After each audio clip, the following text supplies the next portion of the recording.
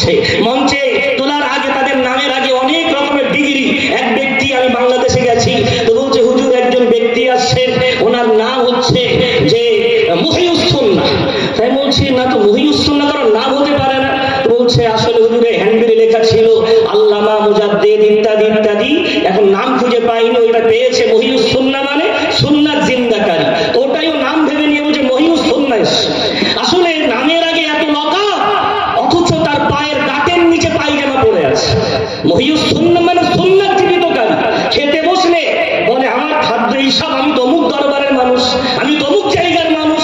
খাদ্যের বদনাম করা এটা রাসূলের সুন্নাত না।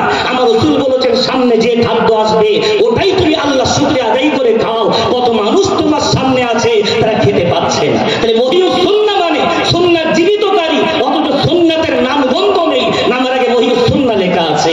এই যে দাওয়াতের মঞ্চে উঠবে কারা, আমরা সবচেয়ে বেশি ঋণী বসে আল্লাহ রুহুল আমিন রাহমাতুল্লাহ আলাইহির কাছে, যে শিক্ষা লিখেছেন, শিক্ষার মধ্যে তিনি বলেছেন এই মঞ্চে ওঠার জন্য তাদের মধ্যে সিয়াসিত্তার জ্ঞান থাকা দরকার, উসুলে ফিকহের জ্ঞান থাকা দরকার, উসুলে তাজবিদের জ্ঞান থাকা দরকার, তাদের মধ্যে কোরআন হাদিসের সুন্দর তথ্য জানা দরকার, এবং তারা যেন অহংকার মুক্ত হয়, তাকাব্বুর না থাকে।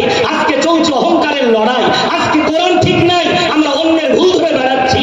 হাদিস পড়তে গেলে হাজারো ভুল আছে, অন্যের ভুল ধরে বেড়াচ্ছি। কারণটা কি? আমরা শিক্ষিত হয়েছিলাম কিন্তু দীক্ষিত হইনি। দাওয়াত কি করে দিতে হয় ওই দাওয়াত আমরা শিখিনি। আজকে আমার জাতি দেখতে পাচ্ছি চ্যালেঞ্জের যুগ, ডিবেট করতে শিখতে হবে। আমার আল্লাহ পাক রব্বুল আলামিন তার বান্দাকে রাসূলকে দাওয়াত দিয়ে বলছেন উদউ ইলা সাবিলি রাব্বিকা বিল হিকমাতি ওয়াল মাউইযাতিল হাসানাতি ওয়াজাদিলহুম বিল্লাতি হি আহসান। হে নবী মুহাম্মদ, তুমি মানুষকে আহ্বান করবে কি করে জানো? তিনটি দায়িত্ব আমি তোমাকে দিলাম। নম্বর 1 বিল হিকমা, প্রজ্ঞাময় কথা বলবে। তোমার কথা এমন নিপুণ হবে, তোমার কথা এত পরিমার্জিত হবে, মানুষ শুনে তো বলবে এটা একমাত্র হতে পারে জামিউল কালিম যিনি, সাইয়্যিদে কাউনাইন যিনি, সাইয়্যিদুল রাসূল যিনি, তার মুখ থেকে এমন সুন্দর কথা বার হতে পারে। ও রাসূল তাই তুই প্রজ্ঞাময় কথা দিয়ে দাওয়াত দেবে। নাম্বার 2 ওয়াল মাউইযাতিল হাসানা, তুমি সুন্দর নসিহতমূলক কথা বলবে। তোমার নসিহতে মানুষের হৃদয় যেন জয় করে নিতে পারো। আল্লাহ তার হাবিবকে উসুল শেখাচ্ছেন। নাম্বার 3 বলছেন ওয়াজাদিলহুম বিল্লাতি হি আহসান। হ্যাঁ নবী মুহাম্মদ, কখনো তর্ক করতে হবে, কখনো মানুষের সাথে ডিবেট করতে হবে, কখনো মানুষের সামনে তোমাকে মুনাজারা করতে হবে। তবে হ্যাঁ, মুনাজারাটাও জানো কিভাবে হয়?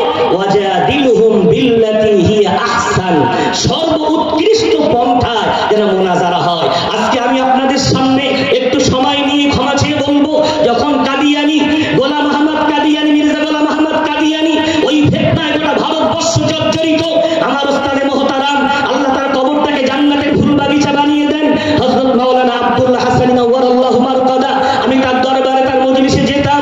উনি একদিন বলতে বলতে আবুল হাসান নাদভী রাহমাতুল্লাহ আলাইহির কথা বলতে গিয়ে বললেন, ও আমার আজকের সাগরেদগণ, তোমরা জানো যখন গোলাম আহমদ কাদিয়ানি চতুর্দিকে কাদিয়ানি ফিতনা ছড়িয়ে দিয়েছে, দারুল দেওবন্দ থেকে তাকে কাফের বলা হয়েছে, চতুর্দিকের প্রতিষ্ঠান থেকে তার বিরুদ্ধে বিভিন্ন লিফলেট ছাপানো হয়েছে, তখন নাদোয়া থেকে গোলাম আহমদ কাদিয়ানির বিরুদ্ধে কোনো ফতোয়া বার হচ্ছে না। কতদিন যাচ্ছে, 1 বছর 2 বছর, নাদোয়া কোনো পদক্ষেপ নিচ্ছে না। এমনকি নাদোয়ার বিরুদ্ধে একদল উলামা লিখতে লিখতে বলে দিল নাদোয়ার শিক্ষকরা কাফের, নাদোয়ার নাজিম আবুল হাসান নাদভী কাফের। গোলাম আহমদ কাদিয়ানির বিরুদ্ধে কলম ধরে না, তার মুখ দিয়ে কোনো প্রতিবাদ বার হয় না, ও কাফের। হুজুর বলছে না, ঝরঝর করে কাঁদছেন, বলছে বাবারা, আবুল হাসান নাদভী রাহমাতুল্লাহ আলাইহির কাছে কাফিরি ফতোয়া এলো 1 বান্ডিল, লেটার চিঠি এসে পৌঁছে গেল 1 বান্ডিল। আবুল হাসান নাদভী কাফের হয়ে গেছে কেন? কাফেরকে কাফের বলছে না। আবুল হাসান নাদভী তখন লখনৌর বুকে একটা বিরাট বড় সেমিনার ডাকলেন।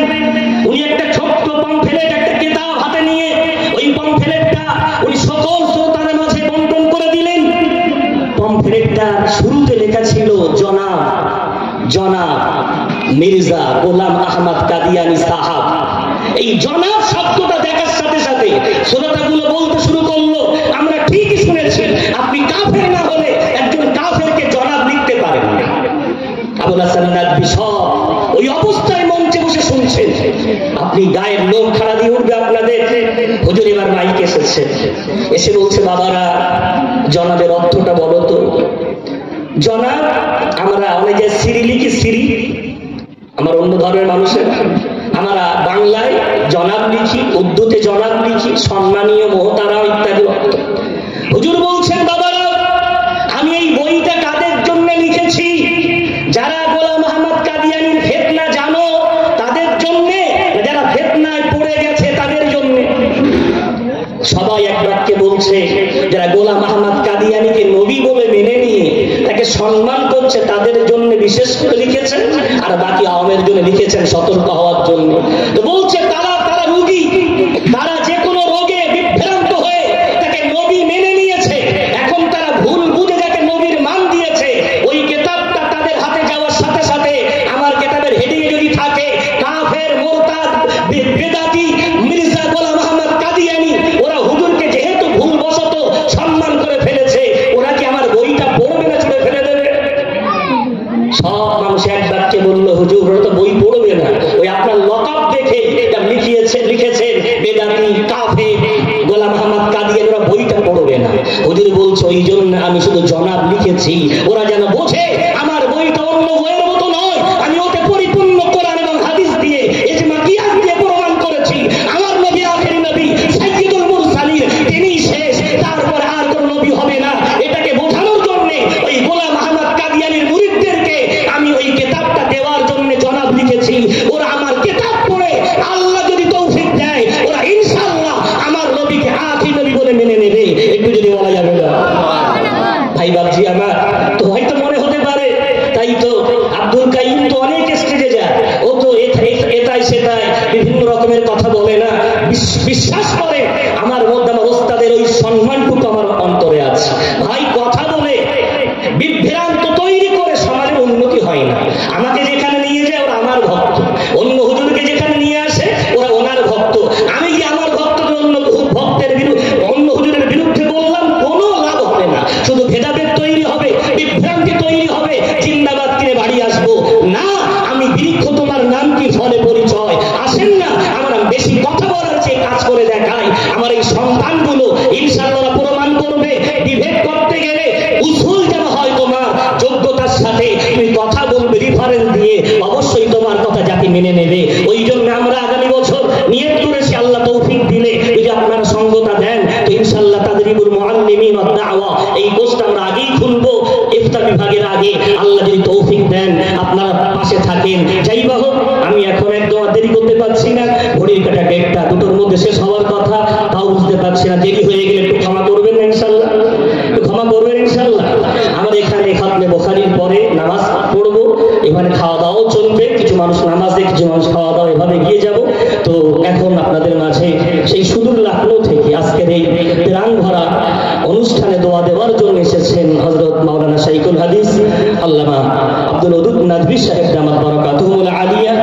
তিনি একটা মাদ্রাসার স্বনামধন্য ডিরেক্টর, একটা মহিলা মাদ্রাসার।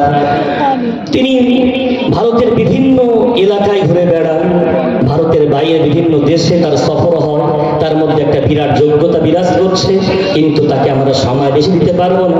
মিনিট 10-এর জন্য হয়তো তাকে আমরা মাইক্রোফোন দিচ্ছি, তিনি একটু দোয়া দেবেন। এরপর পরই আমাদের হযরত ফুরফুরা শরীফ থেকে আগত সৈয়দ আলহাজ আমজাদ হোসেন বুখারী হুজুর, তিনি আজকে খাতমে বুখারীর শের হাদিস পড়িয়ে দোয়া করবেন। আপনাদের মাঝে একটু বলে রাখি এই মুহূর্তে মাদ্রাসার অত্যন্ত অভাব অনটন সব আছে, জানেন স্ক্যানার দেওয়া আছে খুঁটিতে, এবং যারা বসে আছেন যদি একটু মনে হয় আমরা আজকে আশা করেছিলাম আমি যদি সময় পেতাম 10,000 করে 30 জন ব্যক্তির কাছে